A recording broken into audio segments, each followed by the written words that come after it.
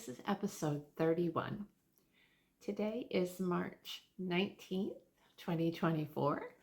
My name is Marie and I'm coming to you from Central New Hampshire. You can find me on Instagram and Ravelry as Old Time Knits.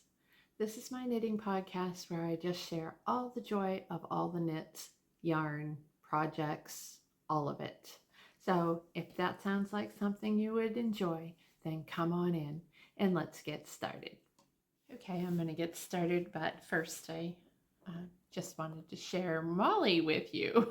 Molly, she doesn't know what's going on when all of this podcasting stuff starts happening. She wonders why I'm just sitting here talking to nobody at all, so she comes and sees. So she might be joining us. I hope she doesn't get into trouble. Anyway, I thought I would start with what I am wearing, and many of you will recognize this. This was an accidental find. I'm wearing the Ranunculus by Medora Hirose, and I actually was digging through my yarn room closet and I found a project bag, and this was partially finished in it, and I was so shocked to find it. I had started this back in September of last year, and then my husband had his heart attack and all of that awful stuff happened, and so apparently it just got put by the wayside and I completely forgot about it. So I was super surprised when I found it this week, and I was just overjoyed. It was almost done. It had 3/4 of the body and one sleeve done. So I picked it back up and got back on it, and I did finish it. And so I will insert some footage here of me wearing it. I'm not completely happy with it. I'm kind of disappointed, actually. This grew lengthwise incredibly when I blocked it, and I did not anticipate or expect that. I don't know, it really surprised me, and I did not block this aggressively with pins and all of that. I basically, just soaked it in wool wash and then laid it flat to dry, and I don't know, it just grew lengthwise, which normally isn't a problem for me, but I already knit my sweaters on the body a little bit longer to accommodate for my longer torso. So anyway, you will see it. I wish that it was not, maybe a couple inches shorter, and obviously I can go pick it back and rip it out and re-knit that, but currently I'm just a little discouraged. So it's in the naughty corner after I share all about it for a little bit. I will go back and modify that, I think, because the rest of it fits me so well, and it's a pretty color. I like the color and stuff. So the yarn that I used was Rowan felted tweed. So it is a wool, 50% wool, 25% alpaca, and 25% viscose. And so what I'm learning is, and I do know that alpaca tends to grow, but for some reason, this is the second sweater that has grown immensely on me using alpaca. So I'm probably going to steer clear of it. Also, this yarn, if you, for instance, drop a stitch and you don't realize it till a little bit later and you go back, it's really hard to get this yarn to cover any wonky bits, if you will. I found that it just shows every little thing, every little scar, every little every little boo-boo you make. So anyway, it's not a bad yarn. It's just, I don't think that I would knit with it again. I wasn't all that impressed with it. Also, this is very, well, well, I showed it in the video. It's very see-through, like I definitely have to wear something under it. And I was kind of surprised at that too. I did use a US 10 6mm for the main portion of the sweater, and I did do the I-cord bind off. You can see how thin it is. You see through.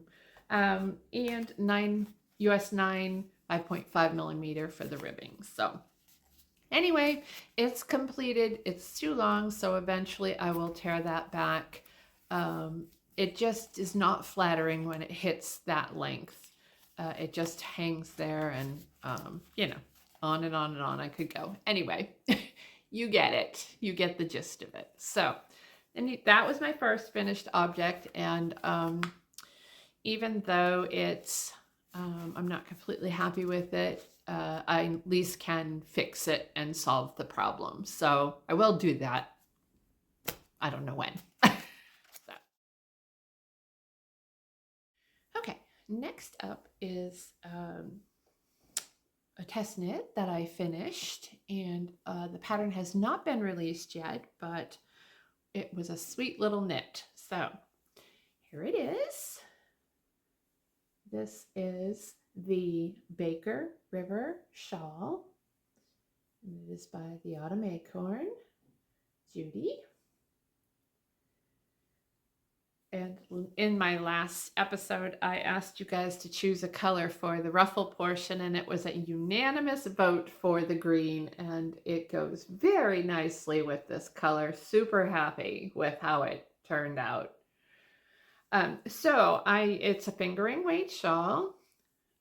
You start at one end and you knit halfway, and then you start decreasing to go the other way, and then in the aftermath you pick up for the ruffle.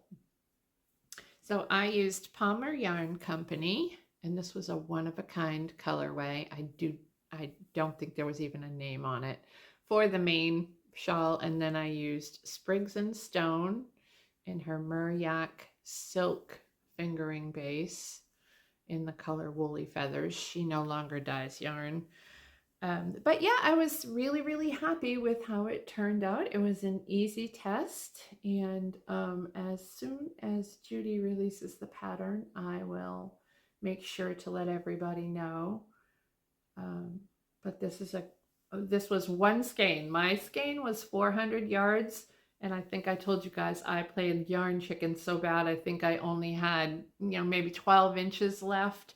So Judy recommends at least 437 yards in the pattern. So yeah, it was an easy knit, nice pattern, and it was fun to test knit. So thanks for having me, Judy, for testing. I like doing the test knits. You get all kinds of experience doing them, and sometimes it's a mindless knit, and sometimes it's not. That was a super fun, easy pattern. So when it's released, we will let you know. All right, and the next thing off of my needles was also a test knit. And here it is.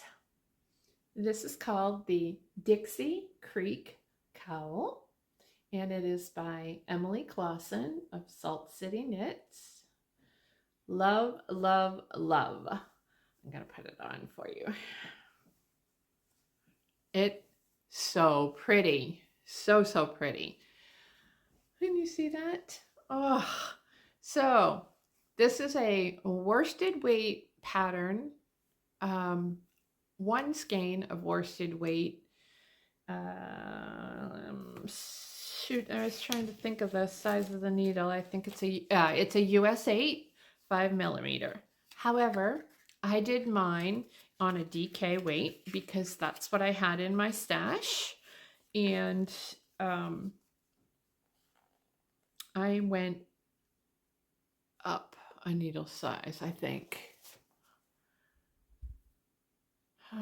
I'm sorry. The pattern calls for a US 7 4.5, and I went up to a US 8 5.5 to get gauge. But anyway, Super easy pattern. It's got garter, it's got stockinette, it's got lace, and it has this wonderful, take it off here, picot bind off. Oh, I just love picot bind offs. They are so sweet. It adds so much to this. So it is knit flat until you get to, you start here and it's knit down flat until you get to a certain point, and then it's joined in the round and finished off in the round. The lace on this pattern was memorizable and very easy. You do have to concentrate, obviously, because it is lace, but Emily just released this pattern on the 16th of March. It was an awesome test knit. So my skein was 100 gram skein, and it had 231 yards on it. This is the tag. Like I said, she's not dying anymore, but 231 yards. This is all I had left. It was just I think 2 grams or a little over 2 grams of yarn left. So some of the testers did do it in a worsted weight, and it had to break into a second skein of yarn. So you just have to be mindful when you're doing this that you may need backup. But anyway, I made it on my DK weight. Look at the drape on this, and it is just a great, easy. This is a wonderful gift knit. I'm always preaching about gift knits, but it would be a super gift for somebody. So yes, Dixie Creek cowl, and it has been released, so you can find that over on Ravelry.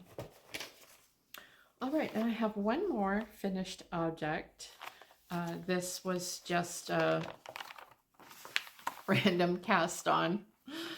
You guys know me and know that I'm not much for toy knitting or whatever, but stop it. Here he is. So cute. This was the easiest, funnest thing. All right, this is called Love Bunny, and it's from Esther Joy Knits. This is done from the bottom in the round, and the only thing that you have to piece on is the ears. Everything else is formed with stitches. So cute. Look at his face. He does have a duplicate stitch heart on his shirt, but I haven't done that yet. I don't know if I'm going to. I just wanted a quick little knit that I could potentially put into the grandkids' Easter baskets. I don't think that I have enough time to get them all done, but it was fun to do anyway, and who knows, maybe next year. Easter is just a week away, a little more than a week. So it's coming up fast, but yeah, I just thought it was just something fun. So the yarn that I used, it's a worsted weight. This is Ella Ray Classic Superwash, I think it is. I don't really actually know what it is. It was just something that I had in stash, and it's just so funny. Super easy. It did not take much yarn at all, but I really feel like you could do this in any weight yarn you wanted. Great little stash buster. And you know, his shirt, you could make it any color you wanted. You could make the bunny any color you want. It's just a little embroidery on his eyes and his nose, and duplicate stitch on his shirt for a heart. So that was just a fun random little thing that I threw on my needles after my ranunculus fail. I call it a fail. It's not really a fail. Speaking of fails, however, in my last episode, I talked about a little cardigan, and it was called Granny's Favorite. And I'll pop a picture on the screen here. And I was working on it for my granddaughter, Annabelle. And well, let me just show you. Here it is. Here it is. I had to frog it. It was a great little pattern. Nothing wrong with the pattern, but I don't know if my gauge was all whacked out or I don't know what happened, but it was huge.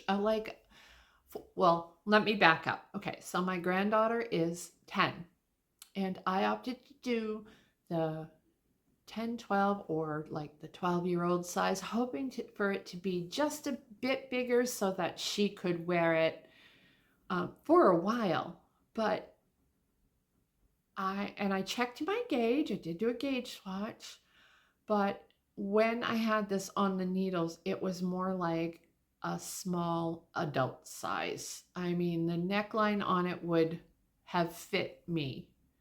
So I only got like 2 repeats done on the actual yoke, and then I just knew that it was just going to be way too big on her. So I opted to take it out instead, and I just didn't have it in me to throw it back on the needles right away. So I just didn't, but and the yarn is great. This is Loops and Threads. It's a Michaels brand. It's 55% superwash merino and 45% acrylic. And so it had not, I don't know, I was just off. Sometimes that happens. So after that and my too long ranunculus, that's when the rabbit went on the needles. So, okay, and my next finished project was a work in progress in my last video. And I went on and on and on about it. Here they are. It's the Fletching socks. I do have 2.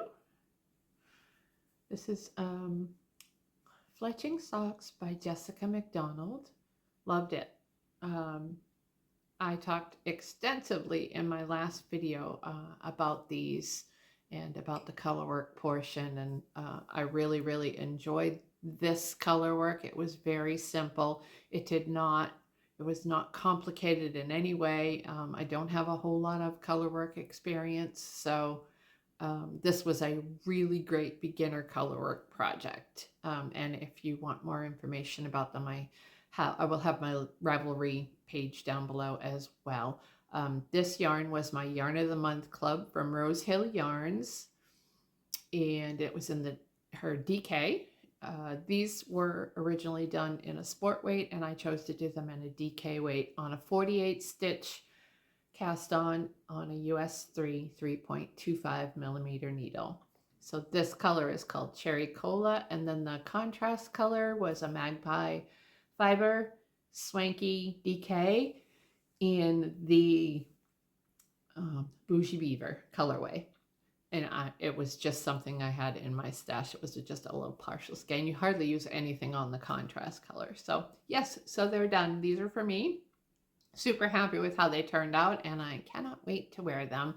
Although I think I'm probably going to save them for the fall season when this coming year, because we're almost out of sock season, like pretty soon, maybe.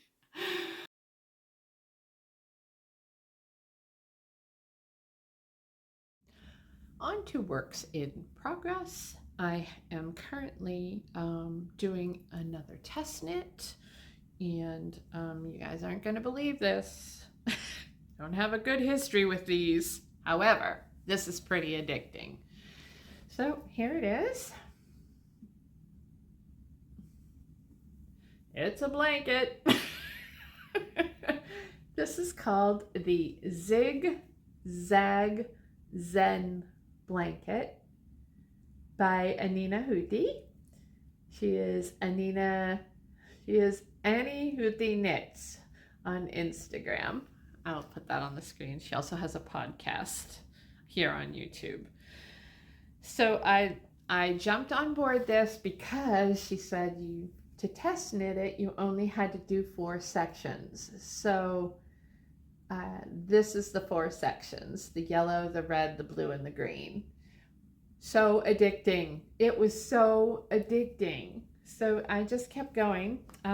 She has options in the pattern to go like 10 sections, or for like a baby blanket size, or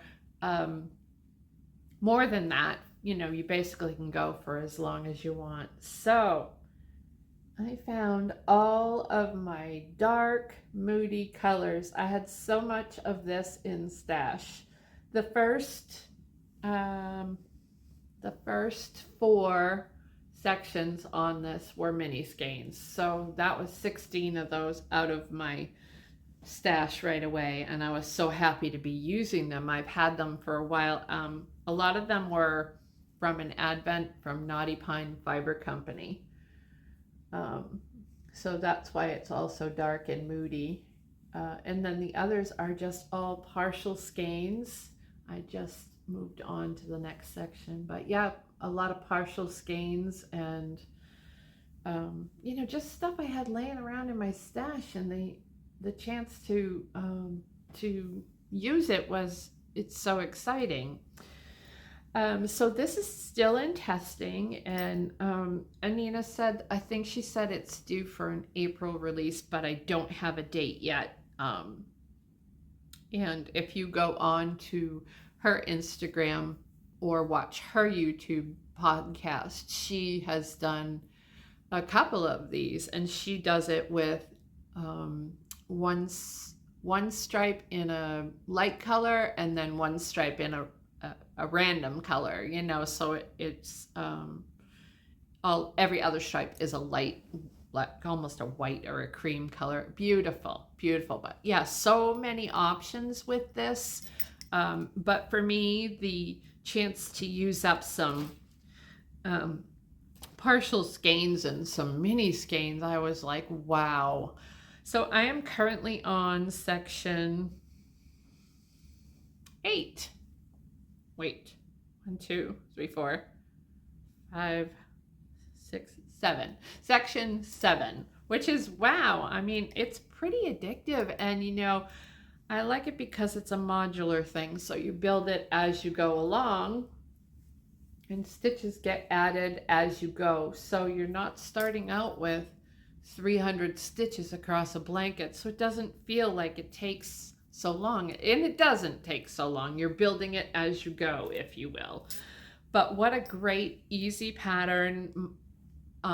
It's a mindless knit, so to speak. I mean, you have to pay attention, obviously. You don't want to mess up your stripes, but I mean, you could just do any yarn. If you only wanted to do each section in one color, you could do that. So many options on it. Great project. And I'm gonna try and keep going and not fall off the wagon like I usually do. All right, and the other whip that I have on the needles is in a project bag by Little Robin Cottage. This I had gotten a while ago, so I don't know if she has them in her shop. I don't think so, but I love the inside of this one. Here's her tag, Little Robin Cottage. This one has all kinds of little words inside, lining. She always does such a nice job. All right, so this is, I'm working on a pair of socks. I do have one done. These have been on the needles for a while.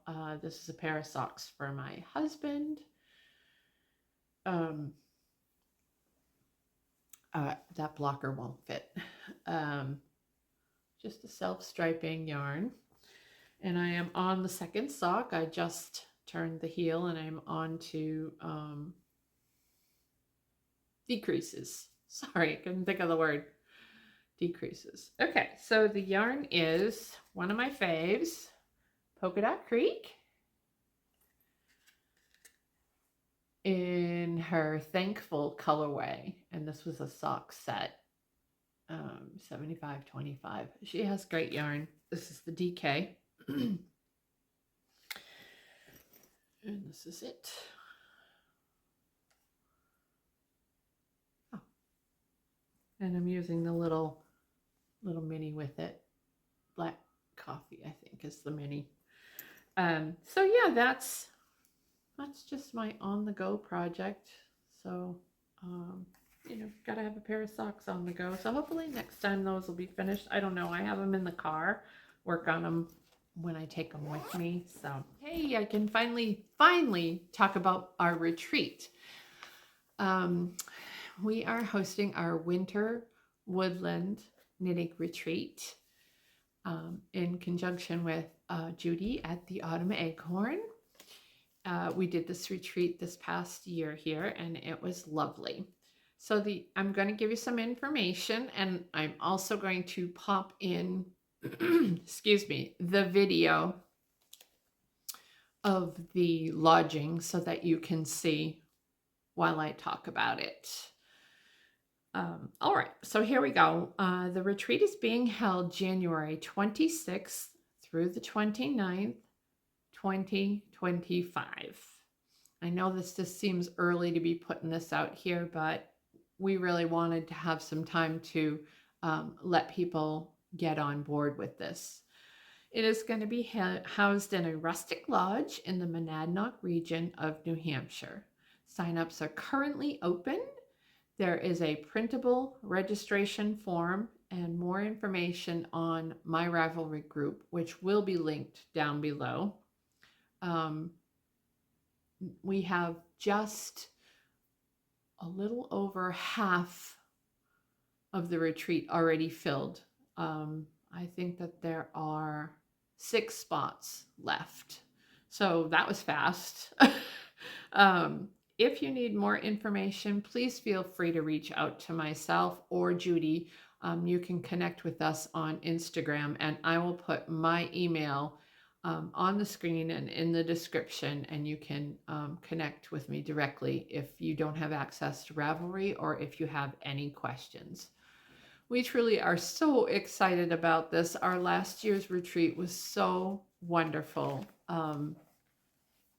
It will be a small group. There are some single rooms available, although I don't know how many are left at this point. But anybody who came last year and had to share a room, you meet new friends, you make new friends.